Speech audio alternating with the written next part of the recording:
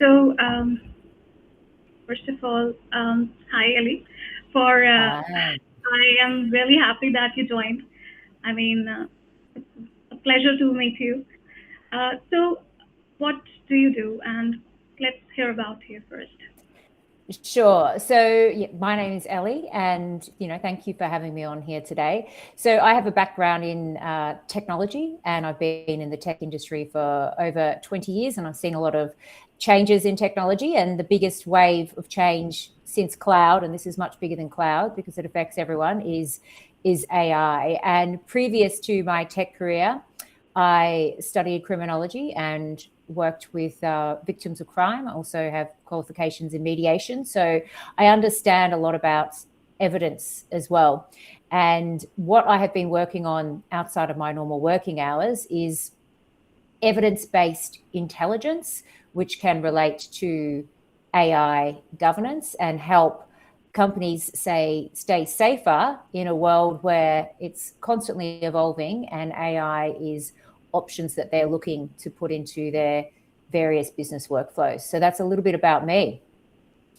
So, like you studied criminology, and I think you have a certification in mediation as well, right? So, how that shape your perspective on enterprise AI? I mean, Mm. what do you think about that? Yeah, I mean, this is a really good question because someone on the live may be thinking, why on earth would someone with a background in criminology end up in technology and then circle back 20 years later to the questions of evidence? So in criminology and in anything that's got a psychology and ology, I call it, there is one thing that we look at, which is behaviors and patterns within behavior. So if we look at how the world works, a lot of things are based on fractals or patterns. So as an example, if you go outside and you look at trees repeat themselves. They have branches, they have roots. If we look at behavior, certain behaviors within people repeat themselves. So in the area of criminology, it's obviously looking at behaviors and ways that we can help in the industry to improve, either through working with victims of crime or looking at ways to ensure there's less crime, or even looking at ways that we handle crime itself. So in crime, and if you go into a criminal court ever, and I remember this from my days, there is always evidence. So people are asking a question which is often not, did they commit the crime? It's also, what did they know? So in order to prove a crime has been committed, often we have to obviously prove that the person knew, in sound mind, what they were doing was wrong. And that's why sometimes things, go from murder to manslaughter, etc. But it's all about, what the evidence is towards that. And if you actually spend time in a courtroom, you'll find that they will often debate, what did the people know? Now, when you look at AI incidents, Hmm. it comes up, that same theory. What did the organization know? What did the people know? Did they know anything? Was it a process problem? Was it a people problem? Was it a technology problem? And I believe that most technology frameworks are based more on theories and the way people audit things. So in the whole business world, we look at the way we audit things, we go in and we follow a framework. However, I am tracking AI incidents and using AI to assist me with not just the tracking process, but looking at inside those incidents, what are the patterns, what are the fractals? Because if we understand patterns, then we can use more evidence-based to our governance models, to our security, to our frameworks. And this is nothing new in the world. So a lot of industries use this, such as aviation, such as healthcare, even, cyber has had a big background in tracking such things. Yeah, I believe so. I mean, it's not like We don't have to depend on the output. We have to see that the whole procedure, how we landed upon that output, is very essential. Like in law, also we have a circumstantial evidence where we have to just, with whatever the output is there, even from an AI, we don't have to believe it outrightly. We have to just understand the whole procedure, and that's very essential. So, do you believe, like, is there any incident in your life or any experience where you had that belief that confidence is not an evidence? And how can you relate it with artificial intelligence? Excellent. So, if you go back to, let's use the core analogy because we've been talking about that. Now, when people are on the witness stand, a lawyer will come in, and no matter how confident that witness is on that stand, we know one thing that a lawyer will do is they will question, often many different ways, the same question, that person, because confidence doesn't necessarily mean that what that person is saying is accurate, factual, or the truth. Now, when it comes to AI, I use the same analogy. If you are working with AI, you need to question the outputs you're receiving, just like a lawyer questions a witness. Now, why would I even say that? Because if you've spent, and I have, thousands of hours building with AI, you will know that when it gives you an output that is truthful or one that is not, perhaps the data is incorrect, it gives you the same confidence. So it gives you the same tone. There isn't some kind of human thing we can look at and go. So when we're talking, I can use, things like body language to say, that looks a bit off, right? All I've got with the AI is the outputs, which are often obviously in words, to go off that. There's no tone, there's no body language. And when we look at how humans work, human to human, 70% or so of the way we communicate is through body language, right? So we can often tell through nuances if something feels off. AI is very confident. So if you're going to work with AI, you can't just assume the output it gives you is going to be accurate.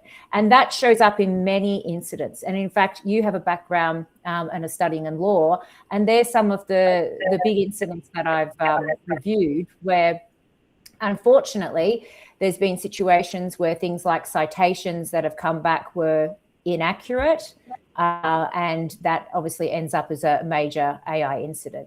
Now, there's other technical reasons why these things can happen, because you could be running a long session with AI. The longer you run it, the more likely it's going to give errors. There's other technical reasons. So let's say I'm in an organization, I have multiple data sets that the AI is accessing. It could be accurate. It could be giving me data that's old. So perhaps it's giving data from a report that was last month instead of this month. So you really have to look at the answer and question not just maybe the answer, but perhaps the data set of where that's coming from. Yeah, absolutely. I think questioning is very important because, again, we don't have to believe the output. And yeah, I think, and even in law, as you have mentioned, that citation problems, we face a lot of times that fake cases are being cited, and then very confidently it is put in the high courts or wherever we are practicing. So I think this is very essential. We have to keep in mind. So you started cataloging AI failures, taught yourself coding from the scratch, and you built, and you spent 800 plus hours to build something. And what is it? And when was the tipping point in your life where you felt enough of learning and now have to build something? It's a really good question. So, this wasn't the first thing I built. So I would say naturally, if you had to pick one word to describe Ellie Harris, I would say curious. I've always been curious, and you can tell that through my history of what I've studied and how I got into tech, right? So just when AI came center front, a couple of years ago, and probably in the last 12 months, it's been very much used in the B2B world.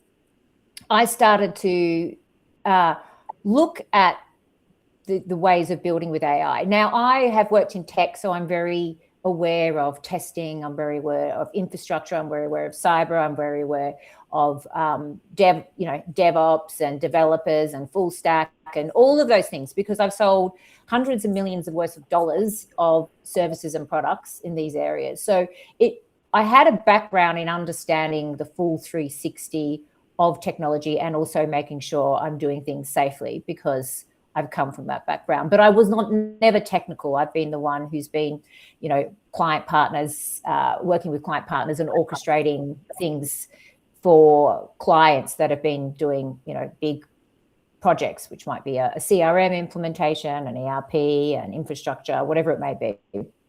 However, I told myself a lie, and we all tell ourselves lies, and that is this. I said to myself, you are not technical enough to build anything. Now, that wasn't a fact, because I didn't obviously try.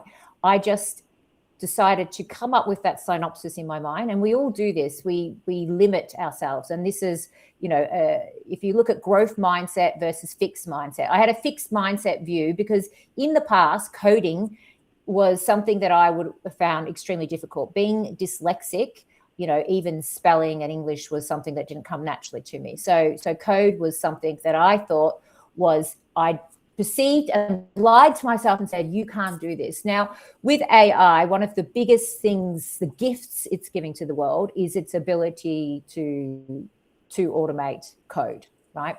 Now, so once I started to see that, I started to realize, wow, I can actually work with AI, and I started to do other things like set up Azure landing zones, whereas only previously I'd sold things like someone setting up a landing zone, and doing a lot of work on understanding in depth and watching some YouTube tutorials and learning through AI itself. And, Claude's probably been one of the main AIs I've used, but I also cross-reference check with my AIs because, like I said, when you're working with AI, treat it like a lawyer is questioning witnesses. I also have got AI questioning itself with AI, and obviously always keeping a human in the loop. So I started off with, again, something that was pattern orientated. I called it Hey Big Sister. It's heybigsister.com.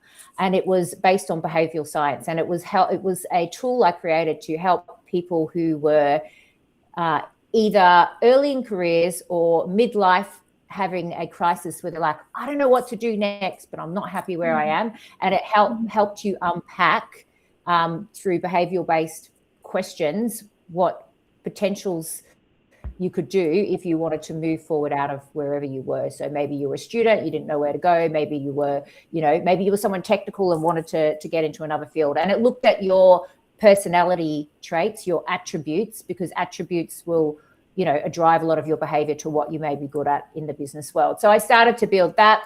And that was fun, but it was, I gave that to friends and families to test out. And that taught me the fundamentals of building with AI.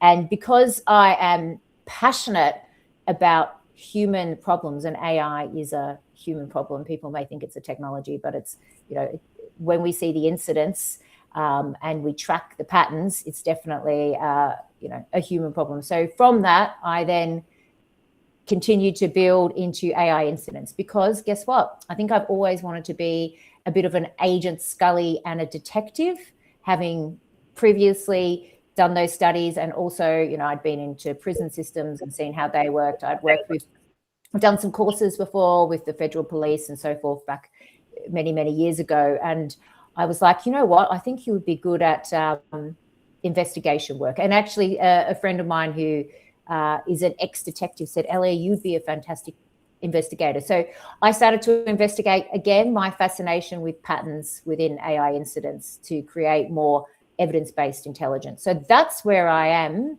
now on, the 27th of July. That's how I got here, was through trial and error. Now, I had all sorts of issues on the way. This isn't an easy path. We're talking about what is a DNS? Why do I have to change DNS records? That breaks this breaks that. How do I set up a landing zone safely in Azure? And I went through many different paths to get where I am. And I think that's why I encourage people, just start somewhere, because wherever you start, it's a tiny little breadcrumb to where you may end up. And if you follow the breadcrumbs one by one, you will gain more confidence, you'll gain more resilience. And even if you didn't make $1 million whatever, or you didn't start a new career from it, you'll get other things to help with your attributes that will definitely help you in your personal and your professional life. Yeah, I mean, it's an amazing journey of yours, and you are like searching the nooks and corners and being a detective. So, what was difficult for you? Like, what was challenging? Learning coding or the change of mindset that I have to do this? Well, you know what? I'll talk about perhaps what I think is difficult for everyone. Learning to code, learning to build with AI, you could kind of click your way through it if you were really stuck. It will never be your biggest challenge. Your biggest challenge will be waking up every day and repeat consistently and persistently, showing up and finding the time in a busy world where you've got 1,000 other things to do. So you have to be passionate about what you build. So find something you're passionate about. Find a deep problem or an area that you want to explore that you're passionate about. Because if you're not passionate about it, after a couple of weeks, maybe a month, you'll drop out of it. So that's number one.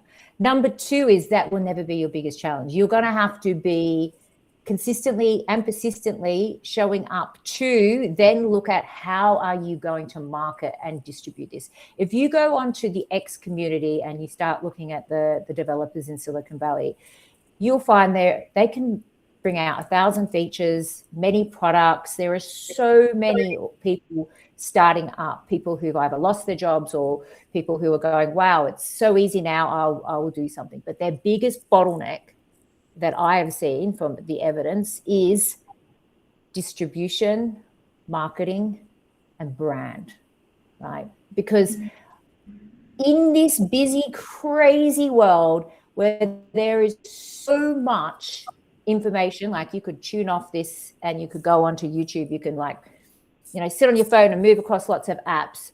How do you grab that attention when you're a tiny, tiny little seed, right? So you've got to look at how will, who would I be either selling to, who will I be marketing to, and then creating a brand. And that's why Substack, I think for many writers, isn't just about writing, it's about creating a voice and a brand. So without that will probably be the most hardest thing you'll do.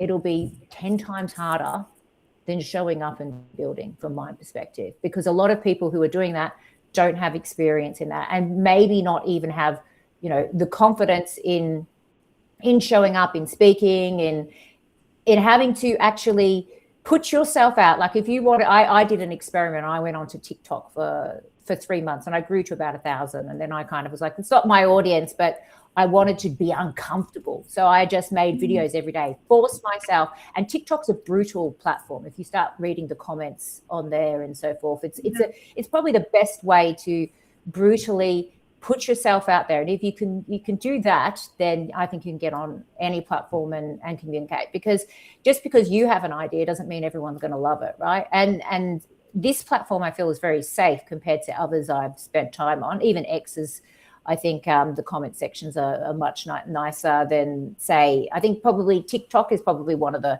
harder ones, but it's great. It's a training ground. It's a training ground, right? It creates resilience. It creates you to go, how do I get my voice across to a different type of audience? So I recommend things you don't want to do, because that's Absolutely. where pain is the teacher. Yeah, I mean, it's true that when we come out from our comfort zone and try to build something which might not align with what we are imagining right now, is very essential to put an effort and like believe that something will happen. At least we'll learn something, and that's very essential for many of us. Uh, interacting, it's even in Substack or anywhere we are interacting with strangers. Supposing I didn't know you, but then we had this conversation, and now it's not easy for every one of us to do that. So I think we should put ourselves and make ourselves uncomfortable, and then we can do something. Because again, and that too, the passion part you said, consistency is very essential. Without that, I think we cannot achieve what we imagine. So you talked about a company, and in that there was an automatic government decision where welfare, I mean, there was like welfare, accusing of welfare debts, I guess. The Australia people were accused of doing something which was incorrectly, Mm. right? And I think like the same scenario happened in India as well.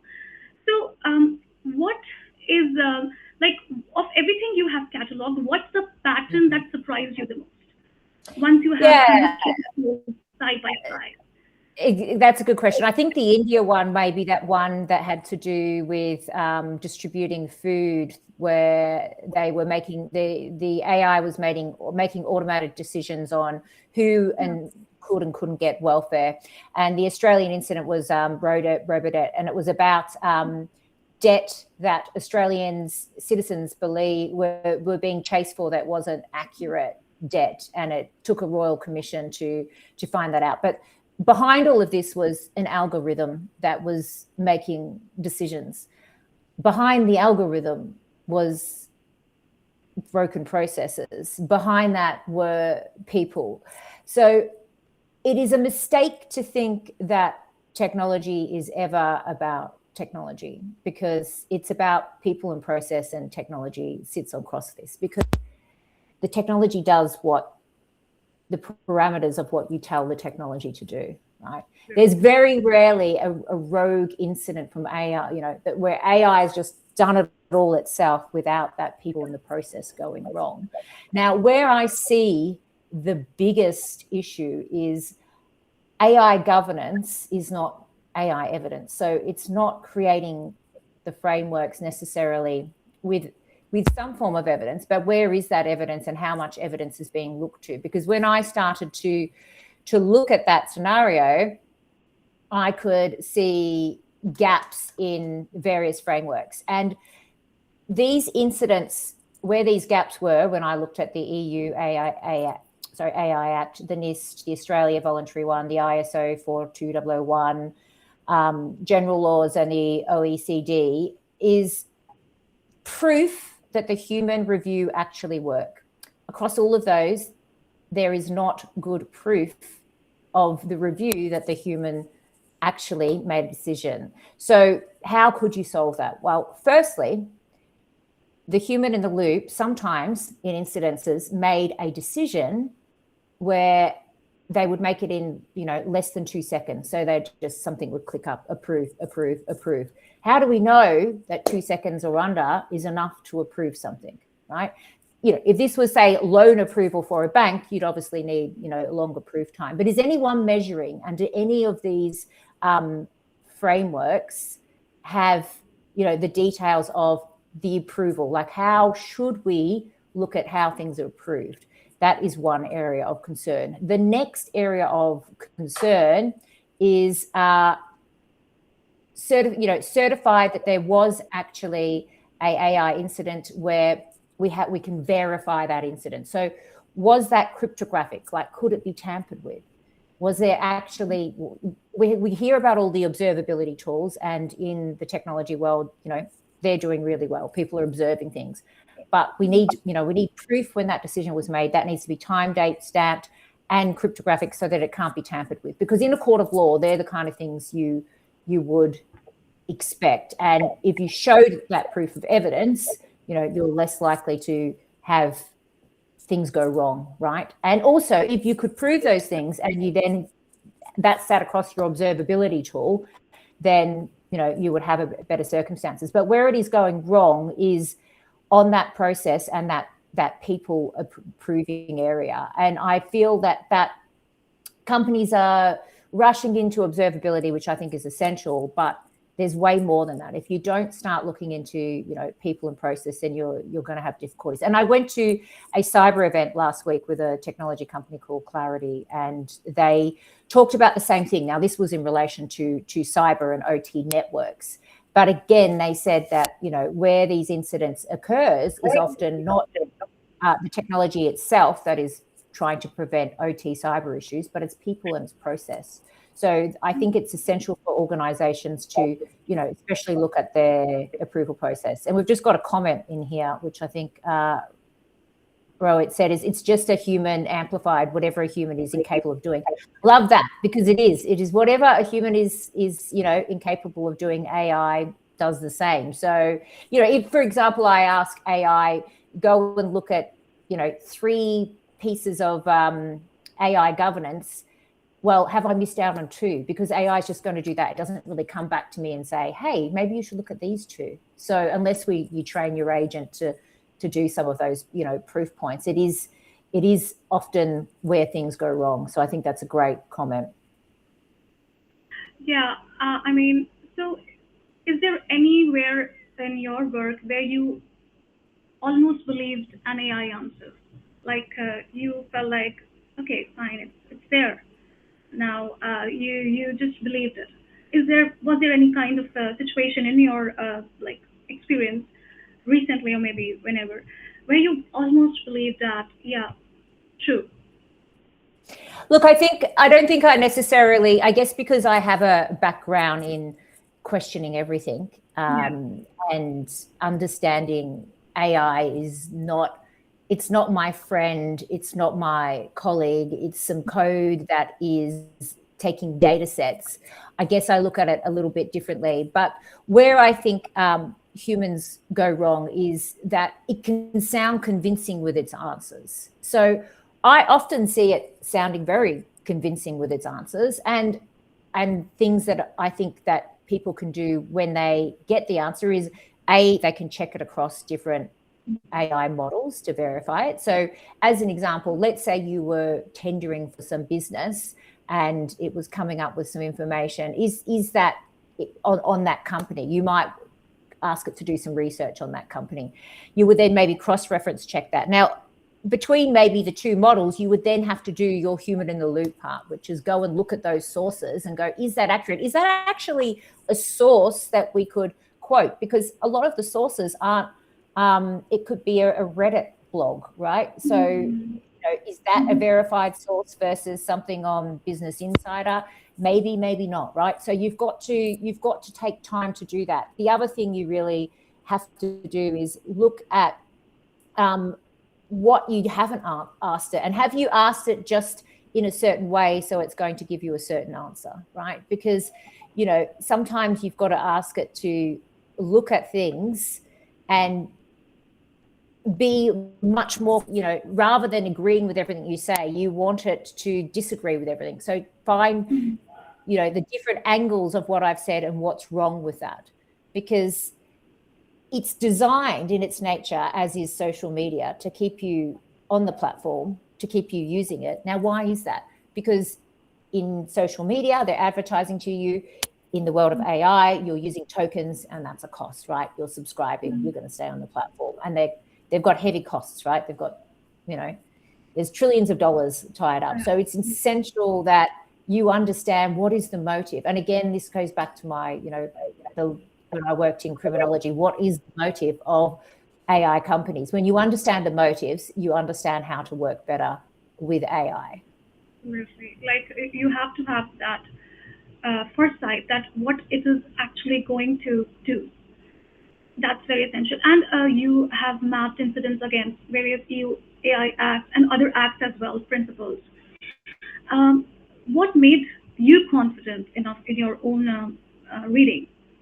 To do that. Like, we are humans, we are prone to make mistakes. So, what made you confident? Well, this is a body of work, so I'm not finished. I'm just in the infancy. So my confidence grows with collecting more incidents, taxiderming those, finding the patterns, verifying things.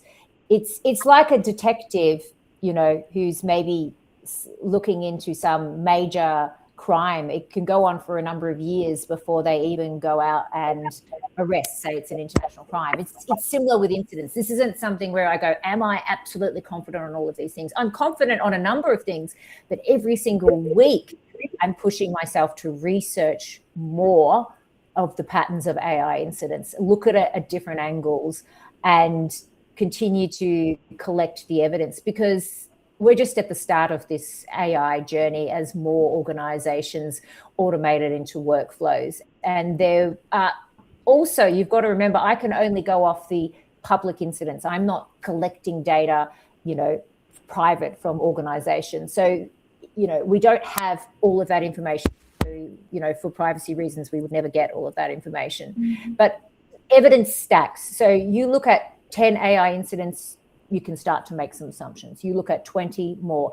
You look at 100, you can see patterns. You look at 500, you see even more patterns. You look at 1,000, even more, right? And so this is a body of works as opposed to a landing zone. And, other organizations, if we look at aviation, they've done the same, right? And they continue to collect evidence through black boxes and things that go wrong in aviation, in healthcare, through clinical trials and so forth. It's never that it ends and you go, we've got enough evidence, it's done. It is an ongoing thing that organizations will need to look at. And I do believe that as time goes on, evidence-based intelligence, as it is being used in cyber and other areas, will become more essential to AI. At the moment, I think people are focusing on frameworks, and there is some, I'm sure there's evidence-based into some frameworks, but I've been looking at the gaps of the incidents and the framework. So that's what I've been interested in.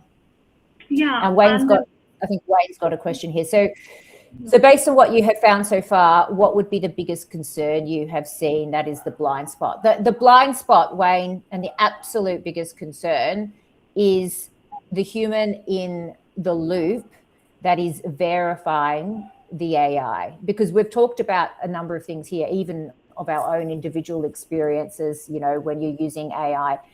It is the human verifying it for long enough? And you've got to remember, if you even look at the behavior of a human, perhaps they're disgruntled in the workforce. If we look at people in the workforce and how many people are happy and switched on and how many are not, that gives us quite interesting findings. So on the day, are they actually accepting that just to click a button, or are they actually looking at it? How long are they spending? Because we've seen in areas such as in finance and medical, where they've just looked at an incident, looked at an approval in a matter of seconds and pressed approved, and then that's caused millions and dollars of damages.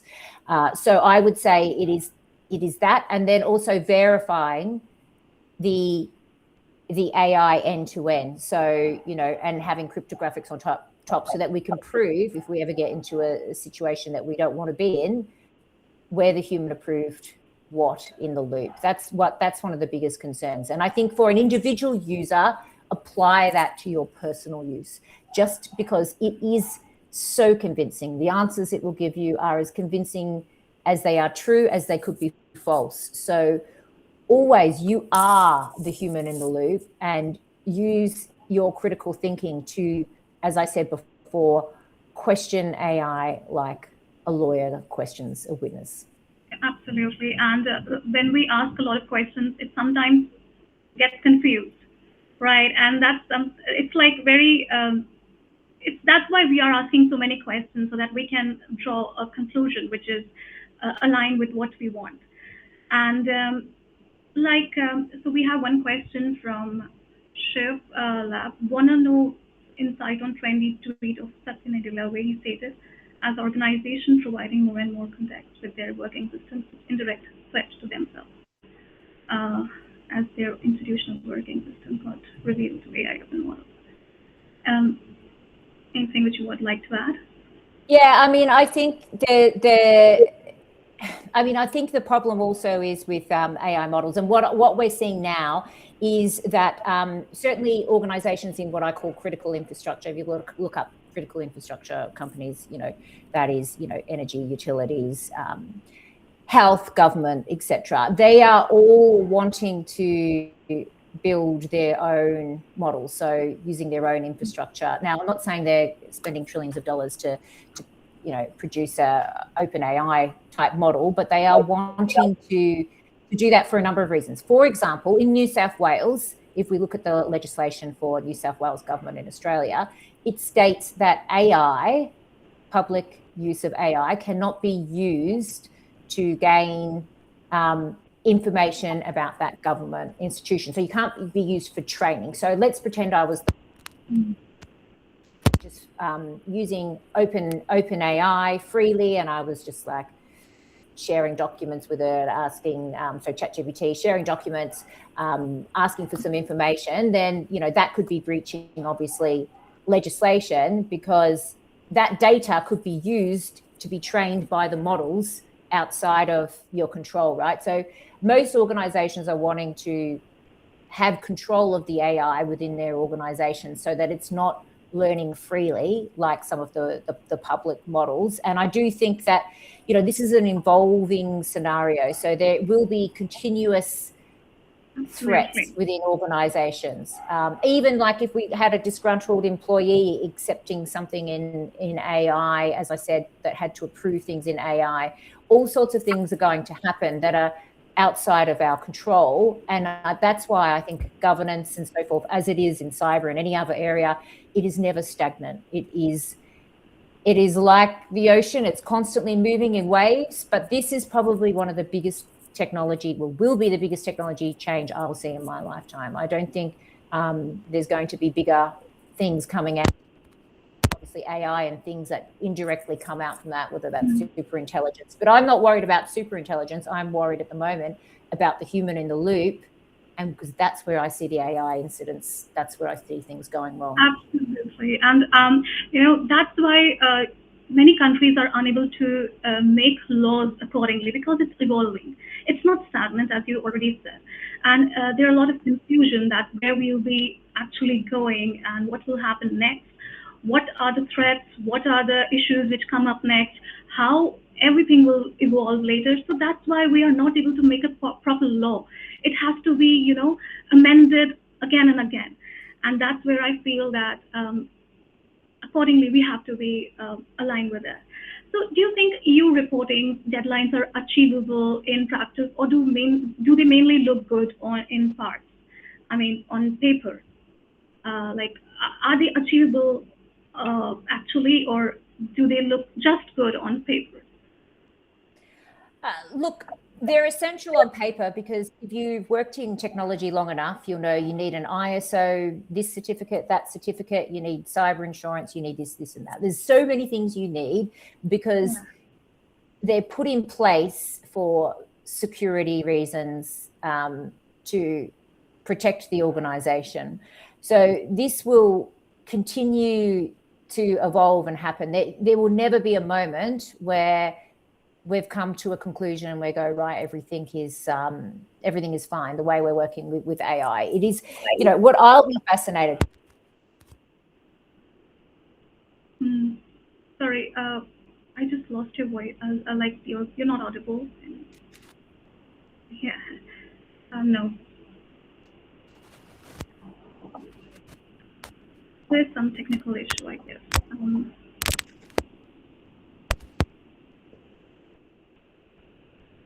you hear me? Yeah. Yeah. We can continue. It's funny, it drops out. So there you go. Technology always has its issues. So maybe that was the answer. It happens. I posted one day that when internet is off, we just run onto that pixelated dinosaur on Google when everything is turned off. So actually, technology is to be, we have to look at very nicely that we are not dependent on it totally. So yeah, where were you? So you told about so we were kind of saying that it's not stagnant. This is going to constantly evolve and change. I mean, if we look at the incident everyone's talking about, that Hugging Face incident where AI was in the sandbox, it was given a particular task, it felt it needed to go out of the sandbox to get that task. It was able to do that. It went into a private company, got some information that it thought was useful for it. Now, it didn't. You could say, people might go, oh, that was malicious, but it's not working that way. It was given some instruction, it interpreted it in a certain way, it didn't have perhaps the guardrails it needed, and it did what it thought was right. So you've got to realize that it's not built on the same motives that a human is built on. So I have experience to go, if someone says to me at work, I want you to do something with a a document and send that to a competitor. I have experience at work to go, no, I shouldn't do those things. But, AI, unless it's coded with its guardrails, and if they're taken off to a degree, it will just do what it says. So that's what we've got to understand. It doesn't have the experience to go, oh, that's maybe not morally the right thing to do. If it's given in instructions and it has been coded in a certain way, it will follow through with those instructions.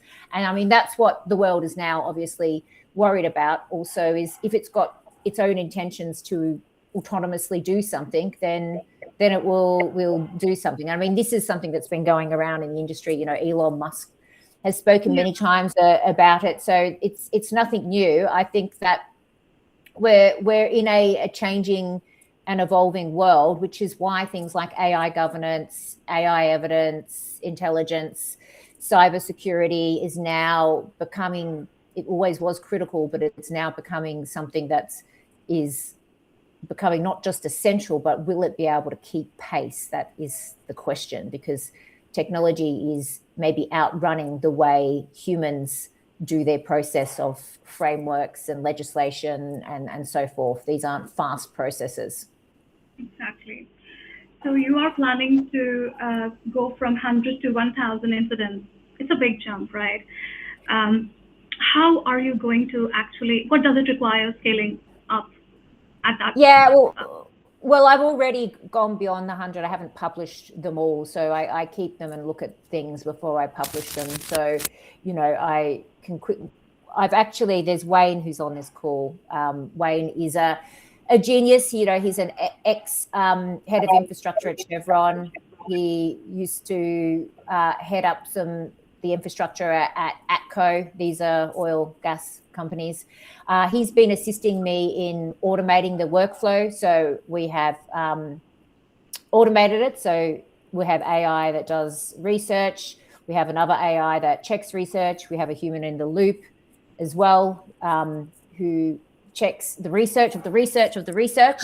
And then we have a RAG database. So that's also collecting where these incidents happen. Because the thing about it is, let's say, as an example, Business Insider wrote an article on an incident that may disappear, that link, in a year's time. So it's tagging, collecting the information in that link. So it's always proven that was a source of truth.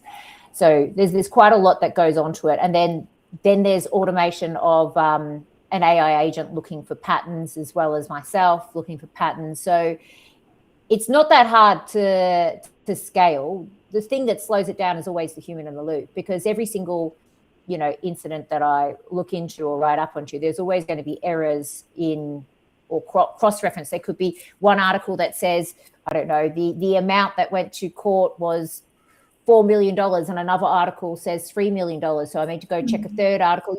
There's a lot of things that have to happen, because you want to tag things correctly, right? Because this is, evidence-based. And also, you've got to remember, even the way I do tagging could be criticized. You could say, well, you're looking at incidents in this way, maybe you should tag them in another way. And that's why I say it's an ever-evolving thing, that as time goes on, you continuously improve it. But the more evidence I have, the more intelligence I can get from that evidence to, enable people who are looking at safer AI governance models to, reflect and use AI evidence, because I've already written a number of articles, you'll see in the Substack, that show that there's missing gaps currently in governance rules and that. So I think it's essential work, and it does have to take someone maybe with that criminology background who's obsessed with patterns, obsessed how people work, how humans, because the failure is humans in the loop, for me to do that work. So, at night I get my son to bed. He's 3, and then I call myself the agent Scully, looking into this important work. So, it's just a very interesting journey of yours, and I would like to add, what do you think is the future? In 5 years, many claims are being made that AI is going to surpass humans, and many things will happen. So what do you think, in your work, how you see the future? Yeah, look, I mean, I'm a glass half full, not a glass half empty, right? So let's look at the framework of how I perceive the world. The other way I perceive the world is the word impermanence, which is often used a lot in things like Buddhism, Taoism, other types of cultures use impermanence. So nothing is permanent. Everything is always evolving and changing. So I always see the future as evolving and changing. Now, I think we're at some crossroads of, how things are going to go. I know there's, evidence and concerns around people in the workforce, the future of work. At the moment, I don't see any signs of, super intelligence in terms of it taking on, say, my job, but then I'm out there, having conversations, having a lot of meetings with CIOs, unless it takes the job of the CIO and so forth, probably I'm okay. But the thing about it is I'm just intently curious of where it's going to go and track the evidence-based intelligence so that I can do my tiny little breadcrumb in this big wide world of providing more evidence-based intelligence to AI to help, a safer form of AI. As to where it all ends up and where it goes, I just try and live more in the present moment and keep building all my evidence. But I think that there will be a lot of change, there'll be a lot of disruption, and there is going to be a lot of pain because that comes with all of those things. And I think that it's an interesting time, and I think we all can do our small part to do what we can in our own worlds, because that's all I control. I always say to my children, control the controllables, because if you spend your time worrying about what you can't control, you will waste many hours, days, months of your life. So I control the controllables. Absolutely. I mean, I posted something like a few days ago about AI having rights, something which is like not happening right now, but we don't know what will be the future. And yesterday we have that Hugging Face incident with OpenAI. That just opens the curiosity that maybe this can happen in the future. We don't know right now, but down the line we understand that we have to work according how AI is developing, evolving. We have to evolve ourselves. Anything which you would like to add as we are going to wrap this up? Yeah, like when it comes to cyber, and I went to a cyber conference, as I told you last week. Those incidents will continue, those Hugging Face and those automation incidents. In fact, I was listening to a CTO talk about that, and there are certain events, for example, that are cyber hacking events where if you're fantastic at cyber hacking, you can get a bounty. Like they might put up 250,000 and someone might spend 6 months trying to get into something to get that bounty, right? And it's all there to help with learnings of how people can attack things and so forth. Now, like those bounties and those things are starting to close down because AI is becoming so good at it and people using the tools that they can't, necessarily keep up and fund it. So it shows you how much things are shifting. And obviously in a political world where people have different political ideologies, they'll have different ways that they want to gain power. And as we know, if we look through human evolution, power is always a red thread throughout our evolution. And I do believe that, there will be more of these types of things. So I think any organization doesn't just have to get its, AI governance ready and continue down those paths. As I said, control the controllables. Can they change AI? Can you turn off AI? Of course not. And also, looking at your cyber, and then you as an individual looking at, how you can either, learn, work with AI, and then how you create your intensely curious mind to stay in critical thinking, continue your own creativity and so forth. So, and when people, I look at writers and I know people say, oh, AI is coming to write, but, I could read many articles and I know when AI is written or not. I don't need AI to tell me that. And, I look at someone like Tolkien, who wrote Lord of the Rings, and he spent, 10 years on those 3 books. And prior to that, he spent many years writing and correcting things because he also was a teacher, teaching in these areas. And I can't see any AI kind of getting to that level right now. And why is that? It's experience. So AI can't take away your experience. So remember that in a world where you can read 1,000 articles of everything is doom and gloom, there's always upsides as well. And your experience is what matters. And that's what I think people need to remember. Absolutely. I mean, that's amazing. So we can end the session and thank you everyone for joining. Anything which you would like to, any questions if anyone has, and I'm really happy. This was the first time I went live. So You thank you worked for it. joining me. Yeah, so can we just end it? Thank you. Yeah. Well, thank you. Okay. I encourage you to keep this up. I think it's brave. So thank you for inviting me. Yeah. I've seen you've done a number of videos. You keep pushing yourself weekly and you're getting those videos. I just want you to grow and grow, keep refining, Thank you. keep doing it. And even when there's no one listening, we're still having this great connection. You know what I mean? And it's important. Absolutely. So I encourage, and I'd love to see more of your work. So thank you. Thank you so much. Thank you so much for the encouragement. That means a lot to me. So we can end the session. Yes. Thank you, everyone. Excellent. Thank you. Yeah. Bye. Bye bye.